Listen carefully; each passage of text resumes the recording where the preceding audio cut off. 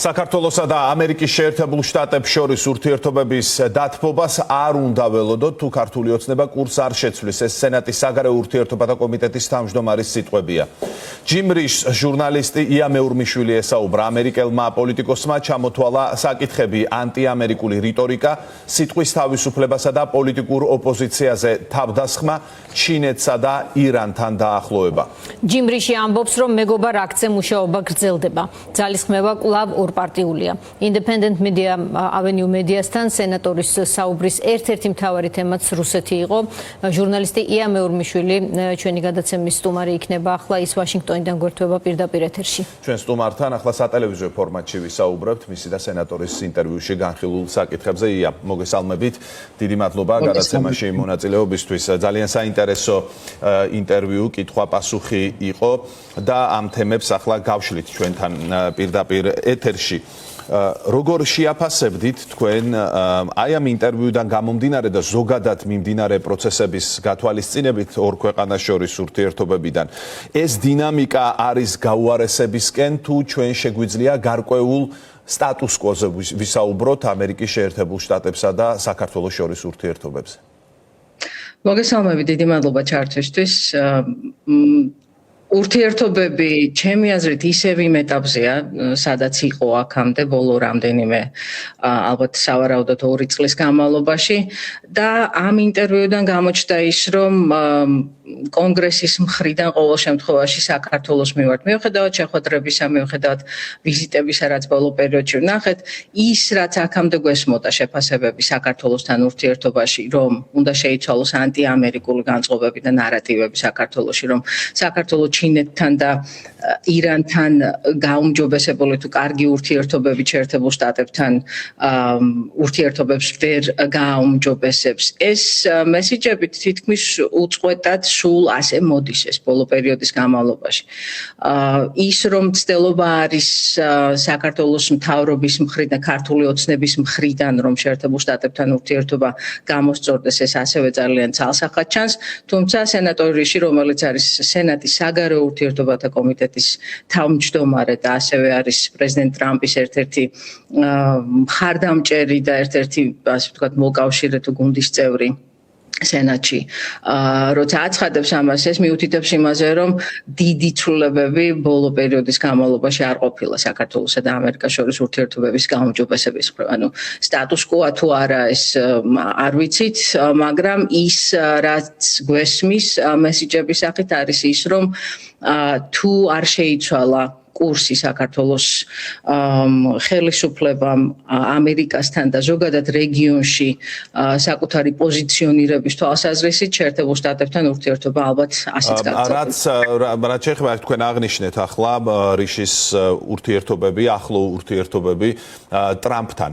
რამდენად შეგვიძლია დავასკვნათ, აი კიდევ დამაზუსტებელ შეკითხვას დავსვამ, ასე ვთქვათ, რომ რიშის ის პოზიცია, რომელიც მან გამოხატა ინტერვიუში, ემთხვევა ადმინისტრაციის პოზიციას, ტრამპის ადმინისტრაციის პოზიციას მაღალ დონეზე. მე არ ვიცი ტრამპი რამდენად არის ახლა საქართველოსი დაინტერესებული, მაგრამ ადმინისტრაციაში რომ ინტერესი არის, ეს ცხადია. შეგვიძლია თუ არა რიშის პოზიცია განვიხილოთ როგორც ტრამპის ადმინისტრაციის პოზიცია? მე არ შევხედავდი საკითხს ასე. რიში არის ძალიან ასე გამოყოფილი შტოს წარმომადგენელი შეერთებულ შტატების მთავრობის და ასევე არის ხოლმე რაღაცა მიმართულებები, რომელზეც ადმინისტრაცია ყურადღებას არ ამახვილებს, თუმცა კონგრესი ადმინისტრაციაში ამ შემთხვევაში უშუალოდ პრეზიდენტ ტრამპს და მის აპარატს გულისხმობ და არა ზოგადად მთლიანად ამერიკულ ინსტიტუციებს. არ ვიტყოდი იმას, რომ რიშის პოზიცია ტრამპის პოზიციაცაა, ტრამპის პოზიცია არ ვიცით, მას არასდროს უსაუბრია საქართველოზე, მაგრამ ის, რასაც სენატი, ის, რასაც კონგრესი აკეთებს, არის ის, რომ რიგ შემთხვევებში ავალდებულებს ადმინისტრაციას გადადგას გარკვეული ნაბიჯები. იქნება ეს კანონმდებლობით თუ, თქვათ, მოსმენების ორგანიზებით, როცა ადმინისტრაციის წევრები უნდა წარსდნენ კონგრესის წინაშე და რაღაცა ანგარიში ჩააბარონ. ამ მხრივ კონგრესს საკმაოდ დიდი ძალა აქვს, ადმინისტრაცია თუ არ აკეთებს რაღაცას ისე, როგორც კონგრესი ხედავს ამას, რომ უნდა გააკეთდეს, მაშინ კონგრესს აქვს ბერკეტები, ისინი რაზეც უკვე ვისაუბრე, ასევე სხვა ბერკეტები, რაც ახლა დეტალებში არ გვინდა შესვლა. თუმცა კონგრესს ნამდვილად შეუძლია, რომ ადმინისტრაციას უბიძგოს გადადგას გარკვეული ნაბიჯები. რა ნაბიჯები შეიძლება ეს იყოს? აი მაგალითად პერსონალურად ივანიშვილის შემთხვევაში დაწესებულია სანქცია. ეს არ არის ისეთი ძლიერი სანქცია, უფრო შეგვიძლია ვთქვათ, კი, ძალიან მნიშვნელოვანია, მაგრამ მას რაღაცნაირად უკან დასახევ გზასაც უტოვებს. ეს არ არის ისეთი ტიპის სანქცია, რომელიც თლიანად ჩაკეტავს და თლიანად იზოლირებას გაუკეთებს შეერთებული შტატებისგან იმ დონეზე, რომ მასთან ყველანაირი აზრი დაკარგული იქნება მოლაპარაკებებისა სამომავლოდ. რა შეიძლება იყოს ეს ნაბიჯები ადმინისტრაციის მხრიდან? ამ შემთხვევაში ადმინისტრაციის მხრიდან შესაძლოა ვიხილოთ მსგავსი, ანუ ადმინისტრაციას შეუძლია თქვა სანქციების დაწესება, შეუძლია სანქციების მოხსნა, როგორც დაწესება, ასევე მოხსნა ვნახეთ ტრამპის ადმინისტრაციის ბოლო წელიწადნახევრის განმავლობაში, არა საქართველოსთან დაკავშირებით, მაგრამ უნგრეთის შემთხვევაში იყო ასეთი შემთხვევა, როცა ბაიდენის ადმინისტრაციამ სანქციები დაუწესა უნგრელ ოფიციალურ პირებს პრეზიდენტმა ტრამპმა ეს სანქციები გააუქმა. ანუ ადმინისტრაციას ის ბერკეტები აქვს, რაც თვითონ შეუძლია პრეზიდენტს გააკეთოს. კონგრესს რაც შეუძლია აიძულოს ადმინისტრაციას, არის ის, რომ მიიღოს კანონი. და ამ შემთხვევაში ერთ-ერთი კითხვა ეს წერილობით გაუგზავნოთ ხათაშორის კითხვებს ვიდეო ინტერვიუ. ერთ-ერთი კითხვა ეხებოდა მეგობარი აქტს და სწორედ ამ კონტექსტში ჯდება ეს მეგობარი აქტი, რომ იმ შემთხვევაში თუ კანონპროექტი მიიღოს სენატმა კონგრესმა ორივე პალატამ, მაშინ თუ პრეზიდენტმა თვითონ ვეტო არ დაადო კანონს, მაშინ კანონპროექტს, მაშინ კანონი შედის ძალაში, რაც იმას ნიშნავს, რომ ადმინისტრაციამ შემდეგ ის უნდა აღასრულოს. ის ვინც აფერხებდა და ჰქონდა განსხვავებული პოზიცია მეგობარ აქტთან დაკავშირებით, ის კანონმდებელი არ იქნება თავის ადრინდელ პოზიციაზე, ის სხვაგან გადავიდა სამუშაოდ. ორპარტიული მხარდაჭერა ჰქონდა ამას წარდგენის ეტაპზე აი ამ კანონპროექტს. შეგვიძლია ვთქვათ, რომ ეს და რაიმე სხვა ფაქტორები დააჩქარებს მეგობარი აქტის მიღებას. რამდენადაც ჩემთვის არის ცნობილი სტაფერებთან თუ კონგრესში აპარატის თანამშრომლებთან საუბრიდან გამომდინარე, როგორც ერთი ცალკეული კანონპროექტი მეგობარი აქტი არ განიხილება და სავარაუდოდ ის გახდება რაღაცა უფრო დიდი კანონპროექტის ნაწილი. ყოველ შემთხვევაში ახლა ასე არის საუბარი ამაზე. დაჩქარდება თუ არა, ვთქვათ, სენატორი მალენის ადმინისტრაციაში კაბინეტის ერთ-ერთ წევრად დანიშნვის შემდეგ ამას გავლენა ალბათ არ აქვს კონგრესში საკანონმდებლო დღის წესრიგზე, უნდა ჩაინიშნოს მოსმენა და კენჭისყრა იმ კანონპროექტზე თუ იმ პაკეტზე, რომელსაც კენჭს უყრის კონგრესი და თუ წინააღმდეგობა არ შეექმნა მეგობარი აქტს, მაშინ მეგობარი გახდება აი ამ დიდი პაკეტის ნაწილი. მის შემთხვევაში შეიძლება მიიღოს. ჩვენ ვახსენეთ ახლა ჩვენ საუბარში გარკვეული მცდელობები ქართული ოცნების, მათ შორის ის ვიზიტები, რომელსაც რაიმე გარდატეხი მნიშვნელობა არ ქონია ორი ქვეყნის ურთიერთობაში. შეგვიძლია თუ არა ვიმსჯელოთ, რა ტიპის სამუშაოს ატარებს ქართული ოცნება ფარდის მიღმა, ასე ვთქვათ. ეს იქნება ლობისტების საშუალებით თუ რაიმე ისეთი კავშირების საშუალებით, რომელიც არ ჩანს ასე ეკრანზე და არ ჩანს ზედაპირზე. ამაზე როგორ შეგვიძლია ვიმსჯელოთ? არის ეს მცდელობები და რამდენად ძლიერია ეს მცდელობები? იცით, მე არ მაქვს ამაზე ინფორმაცია, მაგრამ რა თქმა უნდა არ არის გამოსარიცხი და ალბათ მოსალოდნელიც არის ის, რომ რაღაცა ფორმით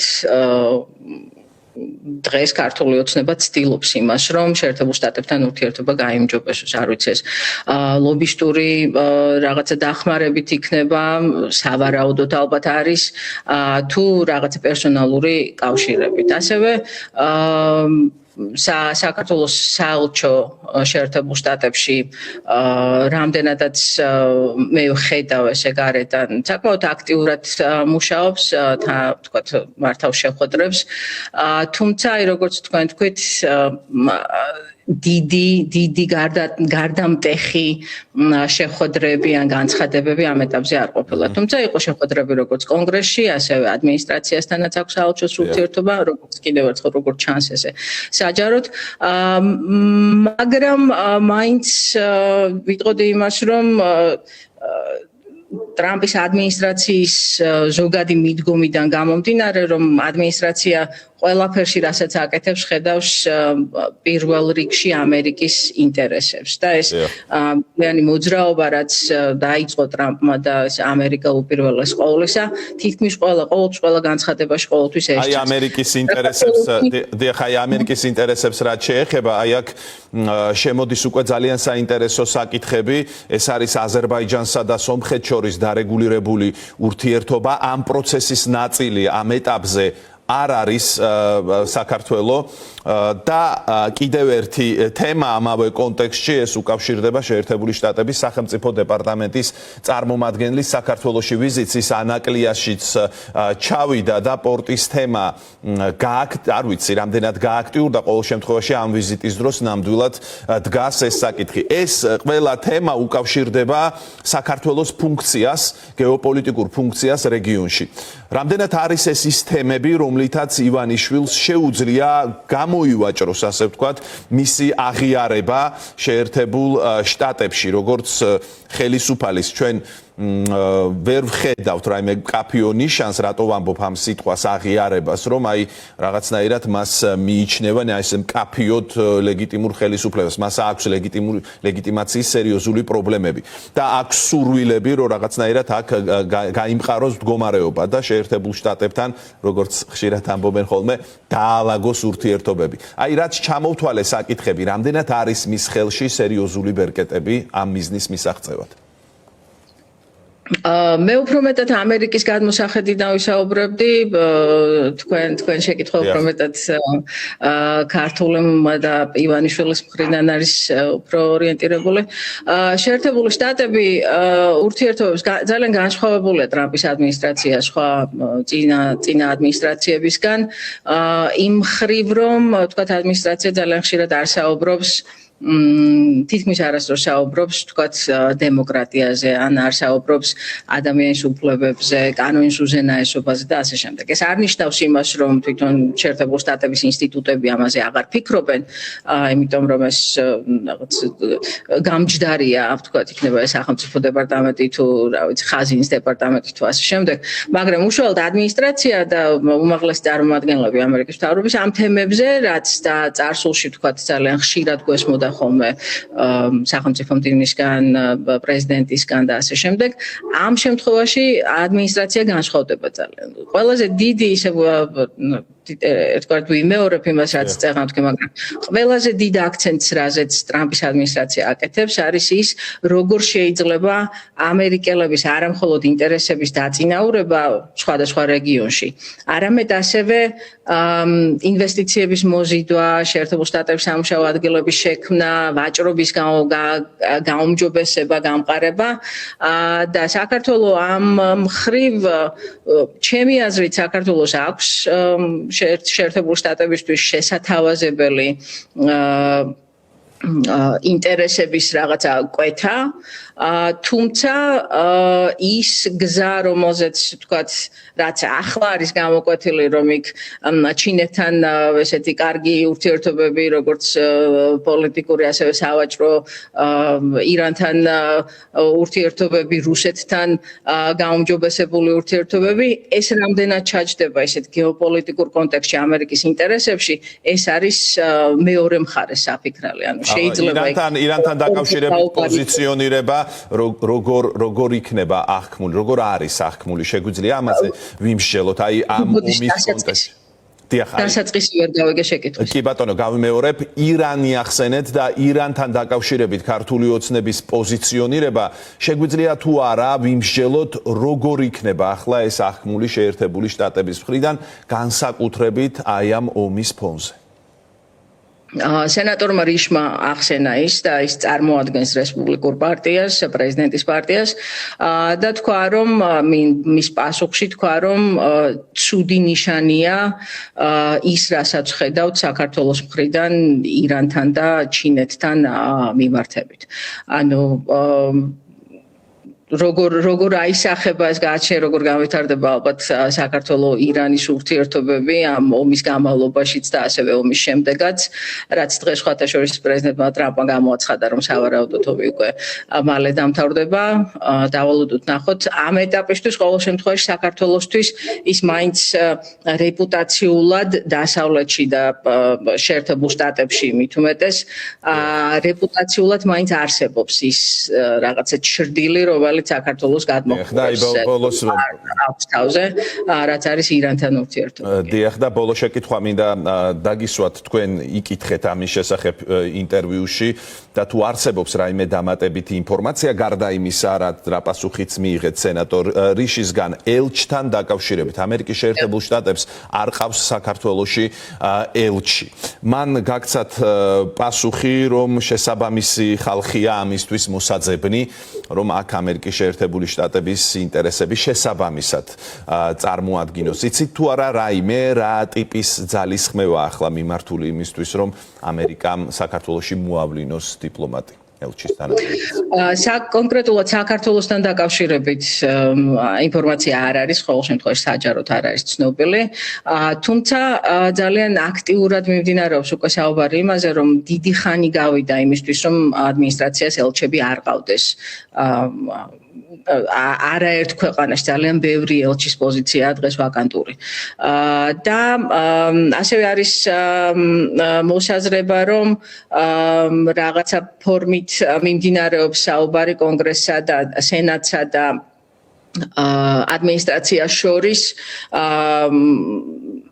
თქვათ რაღაც ფორმის გაცვლებზე, თქვათ პრეზიდენტ ტრამპს სურს რაღაცა, კონგრესს სურს რაღაცა და ინტერესები გადაეკოთოს და ამის სანაცვლოდ, თქვათ კონგრესი მზად არის რომ მოისმინოს და სენატი მზად არის რომ მოისმინოს და ეს დამტკიცების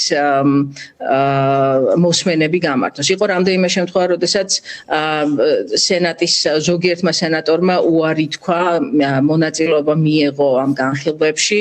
ან უარი თქვა იმაზე რომ დაემტკიცებინათ ზოგიერთი კაბინეტის წევრი ის ადამიანები ვისაც სენატი ამტკიცებს ეს არ ეხება მხოლოდ ელჩებს გამომდინარე იქიდან რომ ისინი არ ეთანხმებოდნენ პრეზიდენტ ტრამპის რაღაც ზოგიერთ გადაწყვეტილებას. ასე რომ ამ საქართველოსთან დაკავშირებით ჯერჯერობით ესეთი გამოკვეთილი ინფორმაცია არ არის, ასევე არ არის უკრაინასთან დაკავშირებითაც ეს ინფორმაცია, მაგრამ გამომდინარე იქიდან რომ უკვე ძალიან დიდი ხანია ეს ვაკანტური რჩება. სავარაუდოდ მომდევნო რამდენიმე თვის განმავლობაში ნახავთ რაღაცა ფორმის ნომინაციებს. ძალიან დიდი მადლობა საინტერესო საუბრისთვის, პირდაპირ ჩართვისთვის. ვაშინგტონიდან ჟურნალისტი ია მეურმიშვილი იყო ჩვენი სტუდიაში.